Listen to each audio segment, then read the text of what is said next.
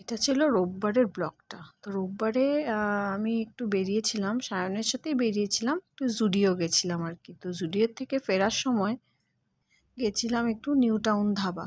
New town ধাবাটা আমি আগে কোনোদিন যাইনি, সাইড দিয়ে ক্রস করতাম বাট যাওয়া হতো না। তো আজকে ভাবলাম একটু যাই। তো আমি গেছি বেশি সময়ের জন্য না, কিছুক্ষণের সময়ের জন্যই গেছি আর কি। তো একটু নতুন জায়গাটা একটু এক্সপ্লোর করতে।